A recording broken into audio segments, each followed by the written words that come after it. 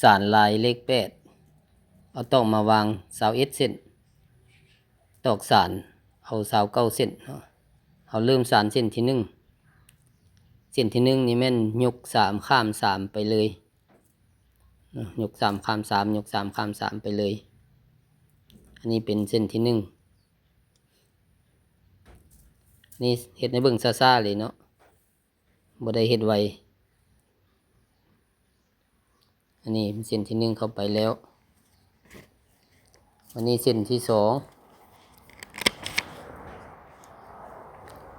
เส้นที่2นี่แม่นยก2ข้าม3ยก5ข้าม3ยก3ข้าม3แล้วก็ยก3ข้าม3ยก2สุดท้ายก็ยก2เนาะ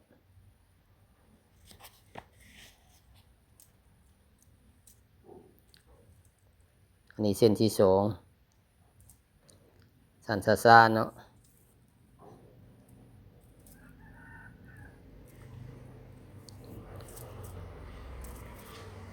มันนี้เส้นที่3เส้นที่3นี่แม่นยก1ข้าม3ยก3ข้าม1ยก3ข้าม3ยก3ข้าม3อีกแล้วก็ยก1สุดท้าย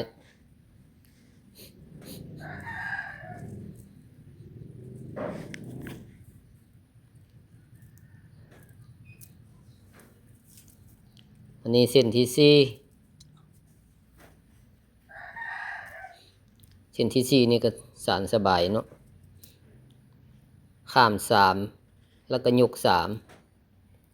ถือว่าข้าม3ยก3ไปเลยเส้นที่4ก็สานง่ายเนาะ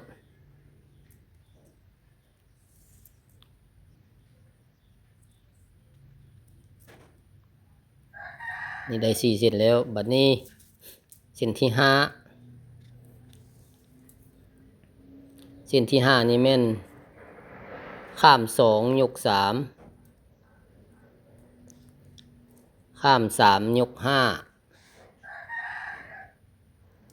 ข้าม3ยก3และข้าม2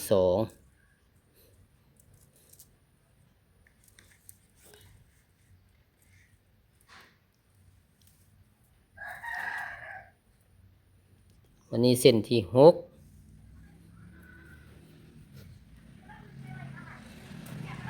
ข้าม1ยก3ข้าม3ยก3ข้าม1ยก3ข้าม3ยก3และข้าม1ข้าม1ยก3ก็มี2เทื่อเนาะข้าม3ยก3ก็มี2เทื่อนี่เป็นเส้นที่6บัดนี้เส้นที่7เส้นที่7นี่ก็ง่ายเนาะเส้นที่7นี่ยก3ข้าม3แล้วก็ยก3ข้าม3ไปเลย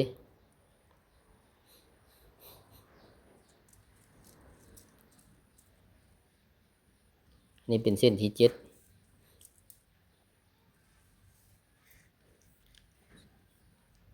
บัดนี้เส้นที่8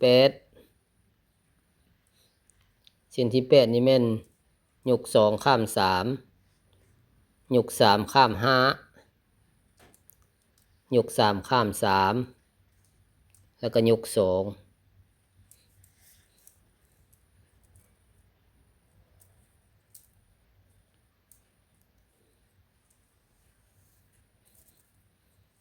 วันนี้เส้นที่9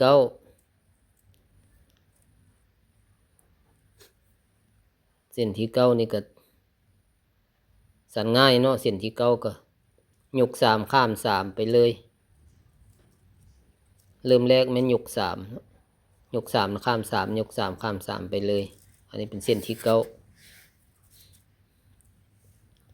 เส้นที่10เส้นที่10นี่แม่นข้าม1ยก3ข้าม3ยก3ข้าม1ยก3 ข้ามสามยกสามข้ามหนึ่งข้ามหนึ่งยกสามมี2 เทื่อเด้อข้ามสามยกสามก็มี2 เทื่อวันนี้เส้นที่11เส้นที่11นี่แม่นข้าม2ยก3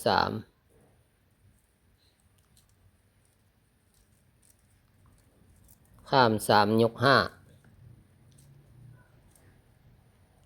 ข้าม3ยก3และข้าม2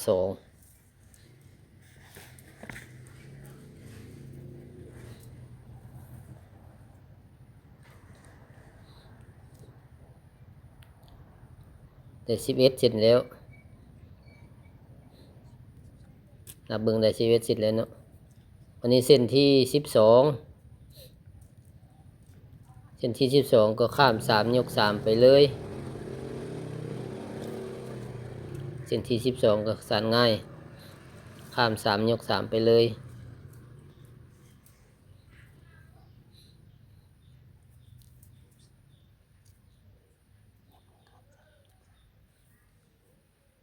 เส้นที่13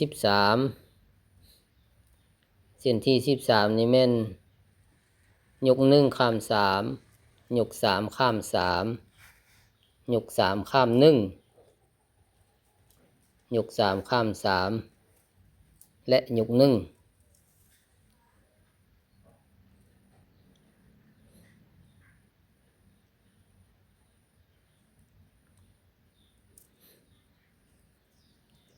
นมันเส้นที่13เนาะนับเบิ่งได้13เส้นแล้ว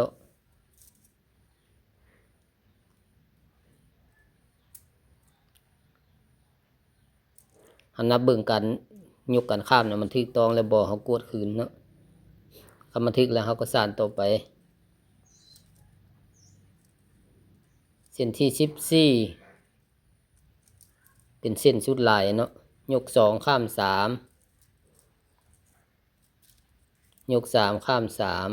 3ยก5ข้าม3แล้วก็ยก2อันนี้เป็นเส้นสุดลายของมันเนาะเส้น14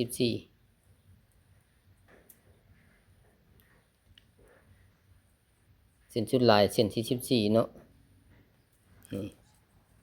ถ้าเฮาสานต่อไปในเส้นที่15นี่ถ้าเฮาสานต่อไปมันจะคือเส้นที่1คือเส้นที่1เนาะเส้นที่16นี่จะคือเส้นที่2เส้นที่17จะคือเส้นที่3เส้นที่18จะคือเส้นที่4ไปเรื่อยๆเนาะเบื้องนั้นไปเรื่อย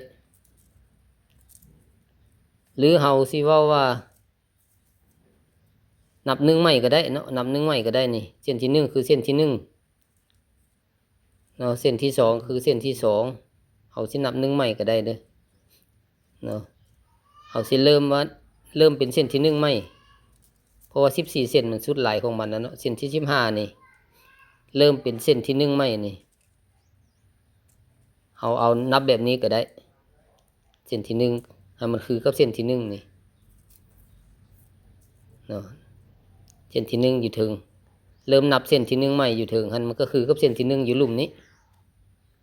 เนาะวันนี้เราเริ่มสานเส้นที่2เส้นที่2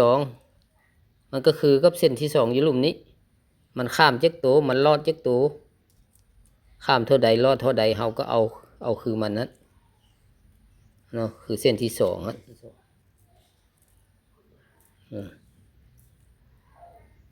บัดนี้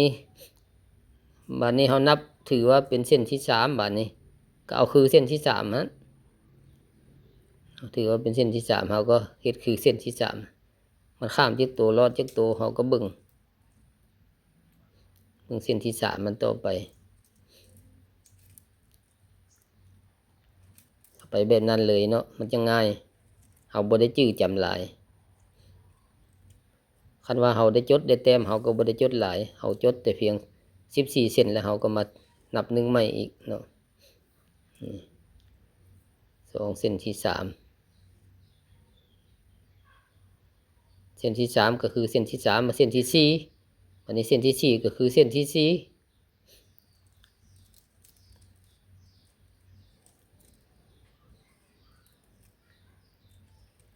เอาเบิ่งนำขึ้นไปเรื่อยๆพี่น้องแต่เฮ็ดแบบนี้ไปเรื่อยๆนี่เส้นที่5คือเส้นที่5เส้นที่6ก็คือเส้นที่6เอาแบบนี้ไปเรื่อยๆจนฮอดเส้นที่14พุ่นเนาะจะได้แบบนี้เฮาก็สานต่อขึ้นไปเรื่อยๆเฮาก็เบิ่งแต่1 54เนี่ยเฮาสานขึ้นมาได้ประมาณนี้เนาะได้28เส้นแล้วบัดนี้เฮาก็เอามาเส้นที่29นี้เนาะเอามาสานนี่มันเส้นนี้หมายความว่าเป็นเส้นสุดท้ายมันก็คือกับเส้นสุดท้ายของรอบที่1แหละนะวันนี้เราก็มาจัดมาแปลงจัดเขาให้มันที่กันให้มันชิดกันคักแน่จะได้รูปแบบนี้เนาะลายลักษณะลายเลข8เนาะคือกันกับเลข8